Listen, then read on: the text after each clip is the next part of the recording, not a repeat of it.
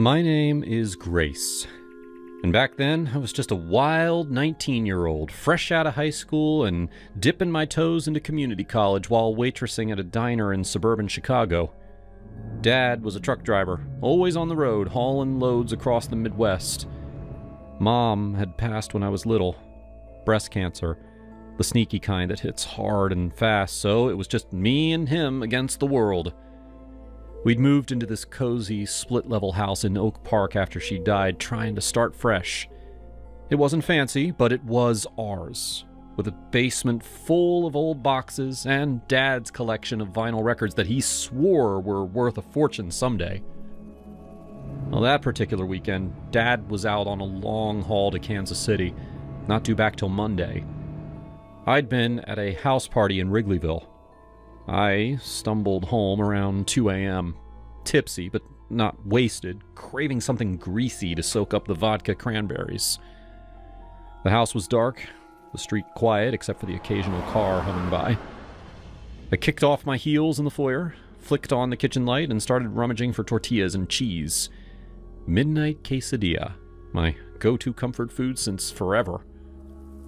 As I heated the pan on the stove, I heard it. A cough. Not a loud one, but sharp, like someone trying to stifle it. It came from the basement stairs just off the kitchen. My heart jumped into my throat. "Hello?" I called out, my voice cracking a bit. No answer. I froze, listening. And then another sound. Rustling, like papers being shuffled. Adrenaline hit me like a freight train. I grabbed the nearest thing, a wooden spoon from the counter, and yelled, "Who's there? I'm calling the cops!" But I didn't wait. I bolted for the front door, slamming it open and running barefoot into the cold night air, screaming at the top of my lungs. Neighbors' lights flickered on as I pounded on Mrs. Jones's door next door. By the time that the police arrived, the intruder was gone. They'd slipped out the back, over the chain-link fence into the alley. The cops found the basement window jimmied open, and inside, drawers pulled out, boxes overturned. Nothing major missing at first glance, just some cash from Dad's emergency stash and a few pieces of Mom's old jewelry. But the violation hit hard. I spent the rest of the night at Mrs. Jones, wrapped in a blanket, sipping tea while she patted my hand. "You're safe now, Grace. These things happen, but you're tough, like your mom." Dad rushed home the next day, his big rig parked crooked in the driveway. He enveloped me in one of his bear hugs. "Grace, I'm so sorry I wasn't here. What the hell happened?" I recounted it all, tears streaming. The police report was straightforward. Burglary, likely opportunistic. But Dad's face paled when he checked the locks. "The front door key. It's the spare one Lucy had," he said, frowning. Lucy, his ex-girlfriend. They dated for about a year after Mom, but it ended messy 6 months back. She was a real estate agent, all polished smiles and high heels. I'd never liked her. She always talked down to me like I was a kid, even though I was paying my own bills. "Why would she still have a key?" I asked, my stomach twisting. Dad rubbed his temples. "I asked for it back, but she said she lost it. I changed the locks anyway, remember? But maybe she made a copy before that." We reported it to the cops, but without proof, it was just suspicion. Life moved on. Sort of. I started sleeping with a baseball bat under my bed, and Dad installed security cameras. It wasn't until 2 years later that the truth exploded like a grenade. I was 21 by then, living in my own apartment downtown. Dad had remarried, a sweet woman named Karen who actually treated me like family. One evening, he called me, his voice urgent. "Grace, you gotta come over. It's about Lucy." I drove out to Oak Park, heart pounding. Karen greeted me at the door, her eyes red-rimmed. "Your dad's in the living room. This is insane." Dad was pacing, a newspaper clipping in hand. Lucy's been arrested for burglary, but not just any. Her sister-in-law's house. And get this, it's the same MO as ours. I sank onto the couch. What? How? He handed me the article. Lucy had been caught red-handed breaking into her brother's wife's home in Naperville. The SIL, let's call her Emily, had come home early from a trip and found Lucy rifling through her clothes drawer. Emily screamed, Lucy bolted, but neighbors saw her car. When the cops searched Lucy's place, they found stolen items from multiple homes, including ours. Mom's pearl necklace engraved with her initials. But why? Why us? Why Emily? Dad sat down heavily, his face ashen. The detectives called me. They pieced it together from her confession and the emails they subpoenaed. It's twisted, Grace. Bizarre as hell. Well, turns out Lucy was a master manipulator with an evil vendetta that spanned years. When she met Dad at a real estate conference, he was looking to flip a property. She lied about her past, claimed she was divorced, childless, stable. But really, she was married, separated but not legally, and had a history of affairs. She seduced Dad for access. You see, Dad had confided in her about his rainy day fund. Not just cash, but bonds worth over 50 grand stashed in the basement safe. She gaslighted him constantly, making him doubt his memory. "Oh, honey, you said you moved the safe last week," she'd say when he couldn't find something, planting seeds of confusion so he'd second-guess himself. Lucy had this fetish for control, using herself as a weapon. She'd manipulate Dad into role-playing scenarios where she'd confess fake secrets, getting him to reveal more about his assets under the guise of intimacy. One night, she whispered, "Tell me where you'd hide something precious from me, if I were a bad girl." Dad, being a man, laughed and pointed to the basement. She stole the key that very week, duplicating it while he slept. It got weirder. Lucy wasn't robbing for money alone. Her ex-husband, Emily's brother, had left her after catching her in an affair. To get back, she targeted family members, starting with exes like Dad. She'd plant compromising items in the home she'd robbed. In our basement, cops later found a hidden USB drive with spicy photos of Lucy and Dad, but edited to look non-consensual, like he'd forced her. She planned to discover it later, blackmail him, gaslight him into thinking that he'd blacked out and forced things. "Oh, you don't remember? You were so rough that night," she'd say, twisting his guilt. With Emily, it was even more depraved. Lucy had seduced her own brother years ago. A one-night fling during a family reunion, blackout drunk. Emily knew, had forgiven the brother, but Lucy held the grudge. She broke in to steal Emily's toys collection, you know what I mean? Yeah, really. And replaced them with ones laced with her own scent, along with forged notes implying that Emily was cheating. Manipulation at its peak. Gaslight Emily into doubting her marriage, whispering lies to her brother like, "I saw Emily with someone. Maybe she's not faithful." Dad broke down as he told me. I feel like a fool, Grace. She played me like a fiddle." I hugged him tight. "It's not your fault, Dad. She's a psycho." But in the end, Lucy got the punishment she deserved.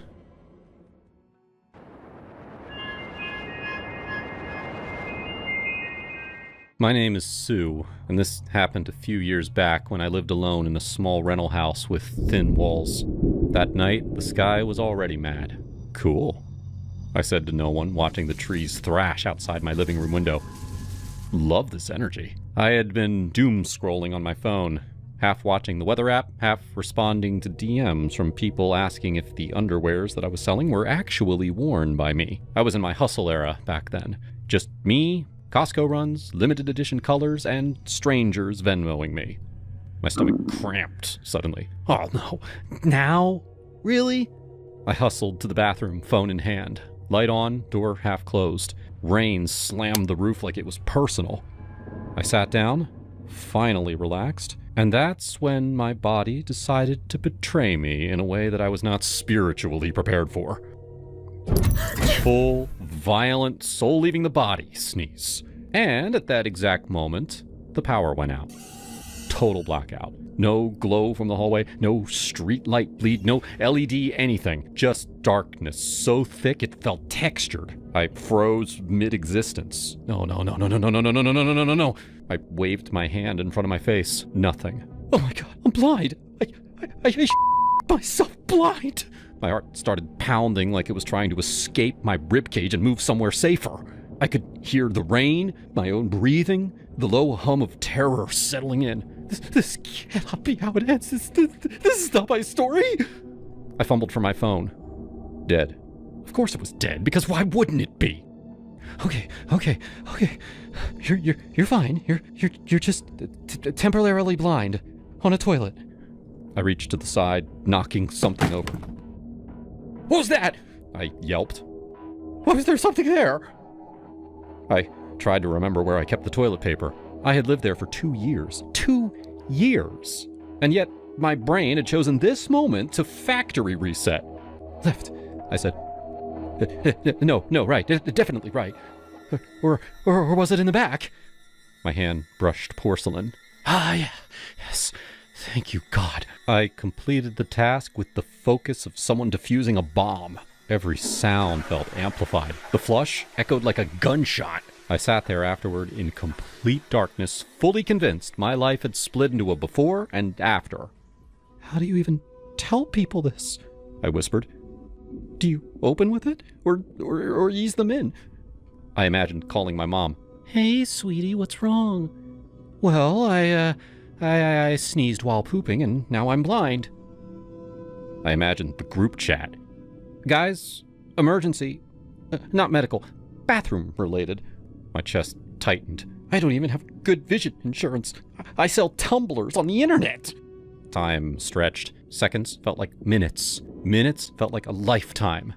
And then lightning cracked through the sky, flooding the hallway with white light for half a second. Just long enough for me to see the doorframe, the sink, reality. I gasped. Actually gasped. Oh my god! I can see! I can see! Another flash followed. Softer this time. Like the universe patting my head. I'm never sneezing again. I don't care if my nose explodes. I finished up, washed my hands in cold water, and stood there shaking, staring at my reflection in the mirror. You almost lost it all on a Tuesday. The power came back a few minutes later. The house hummed back to life like nothing had happened. No scars, no witnesses, just me and a story that sounded fake even to my own ears. I texted my friend later. Almost went blind tonight. She replied, I smiled, set my phone down, and decided some things were better left undocumented.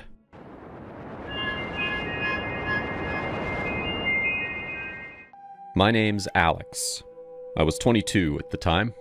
I lived with my buddy Ryan, also 22, who worked at a record store downtown and spent most of his free time playing guitar like his life depended upon it.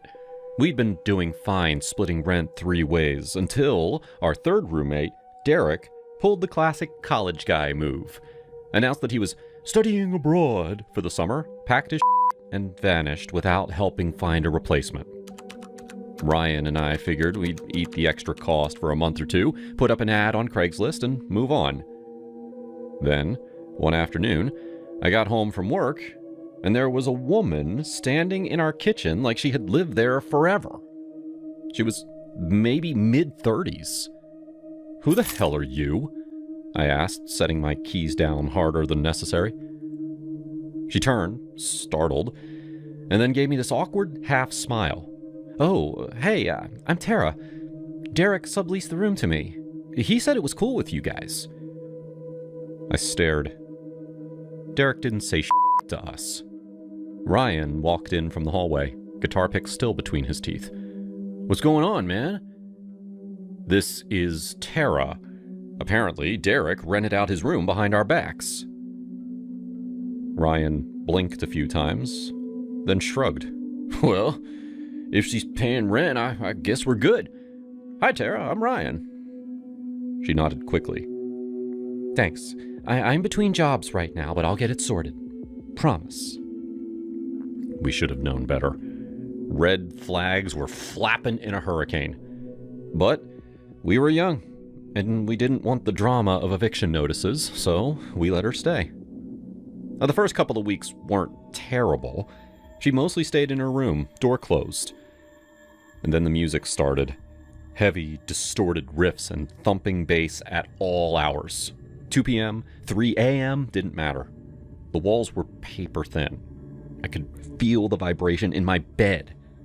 I'd bang on her door. "Tara, turn that down. Some of us have to work tomorrow." She'd crack the door an inch. "Oh, sorry, Alex. Didn't realize. I'll lower it." She never did. She'd barely left during daylight. I'd see her slip out around midnight and then come back at sunrise with takeout bags or nothing at all. Then the guys started showing up. Rough-looking dudes, tattoos crawling up their necks, the kind who make you double-check the deadbolt. They'd stay for hours. Sometimes I'd hear low, tense voices through the wall. Sometimes laughter that didn't sound happy. Once, I walked past her door and I saw things that I can't describe here, but trust me, it was not normal. Ryan and I just looked at each other across the living room. "Jesus, you think she's turning tricks in there?" "I don't know what the hell she's doing," I said, "but it's getting weird." We tried talking to her once, over cheap pizza that we ordered in order to clear the air. "Hey, Tara, look, we're not trying to be morons, but the music at all hours, the late-night visitors, it's messing with our heads." She picked at the crust, eyes on the table. "I get it. I'm sorry. It's been rough. Lost my job. Ex took everything. These guys, they're just friends helping me out." "Helping how?" Ryan asked, leaning forward. "Just stuff. Don't worry about it." She forced a smile. "So, Ryan, you play guitar? That's cool. I used to mess around with one back in the day." Ryan lit up. He's a sucker for anyone who shows interest in music. "Yeah, man. Got a Fender Strat and a Martin acoustic in my room. Been collecting pedals and picks forever." I shot him a look like, "Don't get cozy." But he was already talking shop. About a month in, things went from sketchy to absolutely messed up. Ryan came home one evening looking like someone had punched him in the gut. "Bro, my guitars are gone." I froze. "What do you mean, gone?" "Both of them, Strat and acoustic. Left them in my room this morning, came back from my shift, nothing." We tore the house apart. Nothing. Tara's door was locked, music blasting again. We pounded on it. "Tara, open the damn door!" It took forever, but she finally opened it, eyes bloodshot. "What?" "Where are my guitars?" Ryan demanded. I don't know what you're talking about," she said, arms crossed. "Cut the I snapped. "No one else has been in here." She tried every excuse in the book for 20 solid minutes. "Maybe you left them somewhere. Could have been someone else. I heard noises outside yesterday." Finally, she broke. "Fine, okay, I pawned them. Power bill was due. I was short. I was going to buy them back when I got money." "Money from what? You don't have a job? And rent's due in 3 days. You telling me you won't have that either?" She sank onto the bed, tears starting. "No, I don't. Things are bad. Really bad. Look, just don't call the cops, please." Ryan's face was stone. You stole from me. My livelihood. My she begged. Guys, come on. I've been through hell. It's abusive acts. No family. Have some mercy. I felt that little tug. That part of you that wants to believe that people can change. But no. Not this time. Mercy doesn't bring guitars back, Tara. We called the non-emergency line. Explained the theft. They said that we would need an official report to recover anything from the pawn shop. 2 officers arrived within the hour. Tara was in her room, frantically stuffing clothes into duffel bags. We heard zippers and curses. The cops knocked. Ma'am, police, open the door. She came out, luggage in hand, face pale. What's going on? Just need to talk about some reported stolen property, the female officer said evenly. Tara glanced at us, then back at her bags. As she started down the stairs, she turned with this weird, half-joking smile. Don't take any of my shit, all right? We waited in the living room. A few minutes later, the male cop came back in. She's got an active warrant out of Round Rock. Same MO. Theft, pawning stolen goods. We're taking her in. Ryan let out a shaky laugh. Holy What about her stuff? I asked. Up to you guys. She won't be back tonight. After they cuffed her and loaded her into the squad car, her yelling, "This is the whole way down the driveway, we stood there, staring at the mess she'd left behind. Curbside? Ryan asked. Curbside, I said. We dragged everything out. Ratty duffels, a cracked laptop, random smelly clothes. Neighbors peeked from porches, but we didn't care. It felt like taking our house back. Next morning, armed with the police report, Ryan got both guitars back from the pawn shop on South Congress. They had a few new scratches, but they played. We changed the locks that same day and posted a new ad, this time with background checks and references required. Derek got a very angry group text. Turns out he had pocketed the sublease money and ghosted. If you are watching this, my friends, trust your gut, vet your roommates, and never underestimate how fast a quiet house can turn into chaos.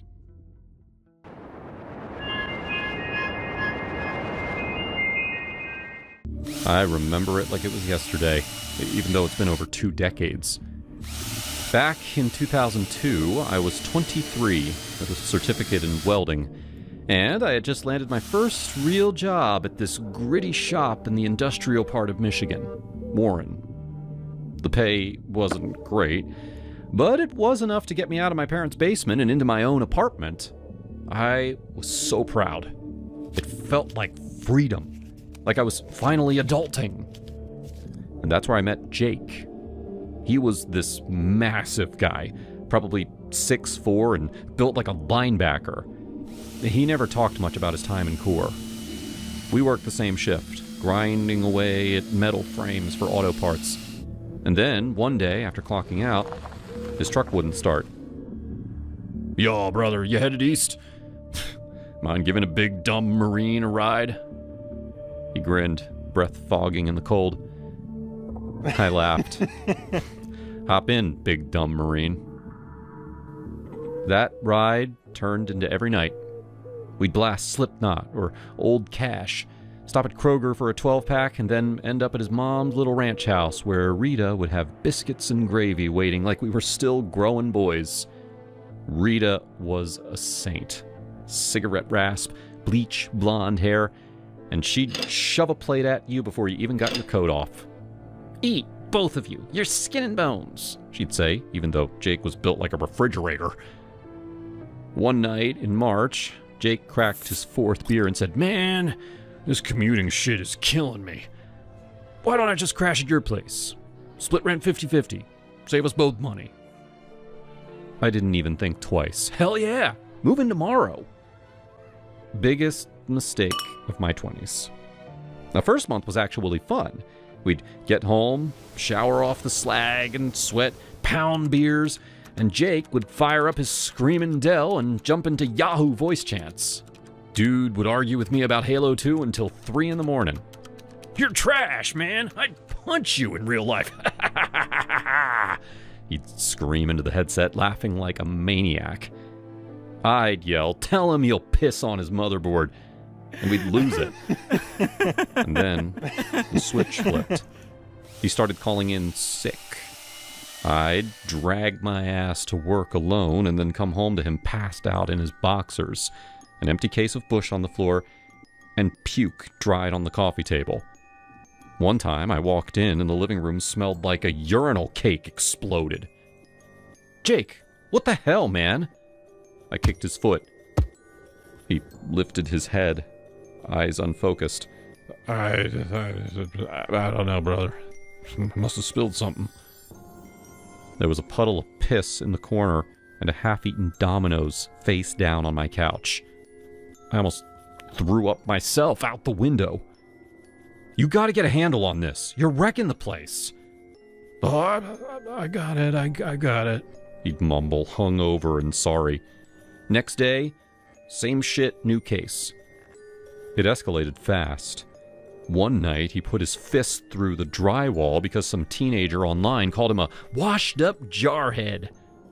Another night, I came home and he was screaming at the TV, swinging a golf club at shadows.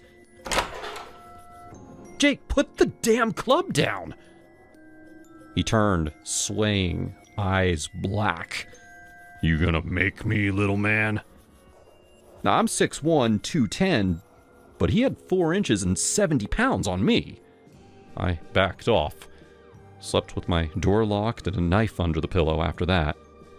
I told him flat out, "You've got till the end of the month to get out." He laughed in my face. "I pay half the rent, try and evict me." A couple weeks later, I came home from overtime, and the apartment door was kicked in. Cops. Turns out, Jake had gone to a bar on 8 Mile, got in a fight over a pool game, and cracked some dude's orbital with a cue stick. Felony assault. They hauled him off in cuffs while I stood there in my greasy coveralls, thanking God out loud. His mom, Rita, showed up the next day, crying, packing his shit in trash bags. "I'm so sorry, honey. I didn't know it was this bad." "It's okay, Miss Rita. Just get him out of my life." I thought that was the end. Until 3 a.m. 2 months later. "Open up! It's Jake! I got nowhere to go!" I looked through the peephole. He looked like a scarecrow that lost a fight with a lawnmower. "Get the hell away from my door before I call the cops again." "Come on, man! One night! I'm sober, I swear!" I dialed 911. Cops came, dragged him off for violating the no-contact order that the judge slapped on him. That was the last time I saw him in person. Well, fast forward 20-plus years. I'd done 2 hours in the sandbox with a defense contractor, married a German girl that I met in Stuttgart, had 3 kids, moved back to Michigan when her mom got sick. One night last fall, I'm doom-scrolling Facebook at 1 a.m. because jet lag still owns me, and his name pops up in People You May Know. Jake Harlan. Profile pic? Him in a polo shirt, arms crossed, smiling clean. Cover photo? Him accepting some certificate. I clicked. Bio said, 8 years sober, peer recovery coach, training to be a CADC. The hell? I sent a message. "Big Jake? That you, man?" He replied in like 30 seconds. "Holy shit. Brother? How you living?" We ended up on Messenger for 3 hours. "Man, I owe you the biggest apology on planet Earth," he typed. "I was a goddamn animal back then.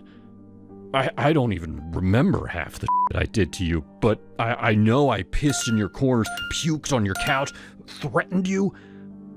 I'm ashamed." I laughed. Actually laughed. "Yeah, you were a walking disaster, dude. scared the shit out of me. AA and jail saved my life. After that last arrest, I woke up dope sick in county, crying. Mom dragged me to a meeting. Been clean ever since. Now I work at the very same treatment center that pulled me out the gutter. I help guys that used to be me. Oh, that's badass, Jake. Proud of you, brother. Tried finding you years ago to make amends. Step 9, you know? Never could track you down. Well, you found me now. We talked about Rita. She passed in 2019. And those biscuits and gravy we used to scarf down. He sent me a picture of his new rescue pit bull named Biscuit. I sent him one of my kids holding fish up at Lake St. Clair. At the end, he wrote, "If you ever forgive me, I'd love to buy you a coffee sometime. If not, I get it. Just know I'm sorry from the bottom of my soul."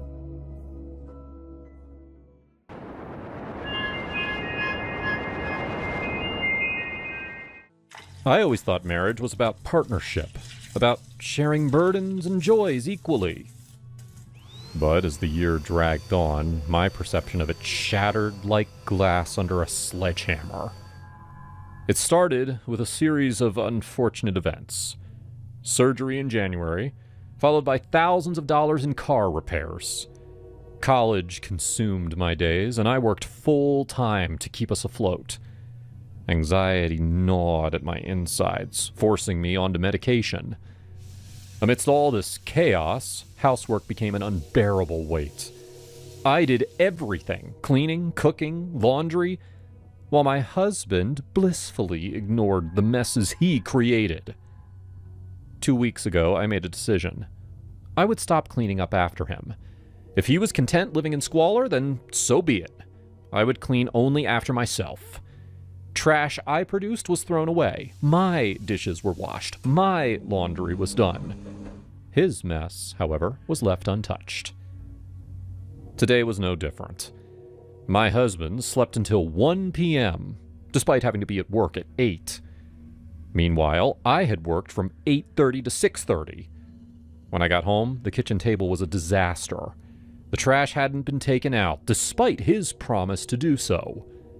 The bag of takeout he left on the floor had been torn apart by the cats. Clean clothes and towels were strewn across the ground. I was livid. I cleaned my own messes, put away my belongings, and washed only my clothes. His laundry remained on the floor, where he had carelessly tossed it. Dried up cat puke, 3 piles of it, dotted the floor. Remnants from weeks ago that he ignored as he stepped over them. Usually, I would have cleaned them, but not anymore. I decided to see how long it would take him to address the mess. I guessed it would be another week or 2, even though he had the next 2 days off. Oddly enough, my anxiety lessened. With only my own mess to manage, I had time to relax. The house was dirtier, but I didn't care. If we each cleaned up after ourselves and shared household duties, life would be simpler. He came home after a 5-hour shift and asked if I wanted to go out to eat. He didn't know that there was chicken thawing in the fridge that needed to be cooked, and he certainly didn't offer to cook it. Instead, he retreated to the game room. I waited, thinking he'd noticed the laundry or the clutter on the table. He didn't. He didn't think about mailing the rent check or making dinner, even though I'd worked 9 hours and was dealing with my second period of the month. The resentment bubbled within me, a boiling cauldron of anger and frustration. I felt trapped in a prison of neglect and indifference. My once loving husband had become a stranger, a careless, oblivious man who took everything for granted. One evening, as I lay in bed, an idea crept into my mind. It was dark and insidious, but it took root and grew. If he wouldn't notice the everyday messes, perhaps he wouldn't notice something more sinister. Over the next few days, I began to plan. I moved through the house with purpose, but my husband remained oblivious. He continued his routine of work and gaming, never questioning my newfound calm or the strange glint in my eye. I started small. I bought a set of rubber gloves and a few bottles of bleach. I disposed of the cat puke, scrubbing the floor clean, but I left the gloves and bleach conspicuously in the corner. He didn't ask about them. My opportunity came one Saturday morning. My husband was asleep, as usual, while I cleaned the kitchen. I found a sharp knife, the kind that could cut through bone with ease, and hid it under the sink. I made sure to leave no traces, no fingerprints. I felt a cold, calculating detachment as I prepared. That night, I suggested we watch a movie together, something we hadn't done in months. He agreed, surprised by my sudden affection. As the credits rolled, I offered to make us a late-night snack. He smiled, oblivious to the darkness in my heart. I returned with 2 glasses of wine.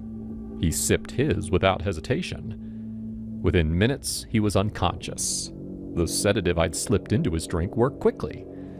I dragged his limp body to the bathroom, my muscles burning with effort. I placed him in the bathtub, his head lolling to one side. The knife glinted under the harsh bathroom light. I felt a rush of adrenaline as I picked it up. I thought about the months of neglect, the endless chores, the piles of cat puke. My anger surged, blinding me to the horror of what I was about to do. With a steady hand, I made the first cut. Blood poured from the wound, staining the white tub. I worked methodically, my mind detached from my actions. The sound of the blade slicing through flesh and bone was sickening, but I didn't stop. I couldn't stop. Hours passed. I was drenched in sweat and blood, my body aching from the effort. I looked down at what remained of my husband, now unrecognizable. I felt a strange sense of satisfaction, a twisted sense of justice. I had freed myself from his neglect, his indifference. I cleaned the bathroom meticulously, scrubbing away every trace of blood. I disposed of the knife and the rubber gloves, careful not to leave any evidence. I packed the remains into black trash bags and carried them to the basement, where I hid them behind old boxes and forgotten junk. For the next few days, I lived in a state of surreal calm. My husband's absence was hardly noticed by anyone. He had few friends, no close family. At work, they assumed he'd taken off without notice, something he'd done before. I carried on with my routine, maintaining the facade of a grieving wife. But the calm didn't last. Guilt and paranoia began to eat away at me.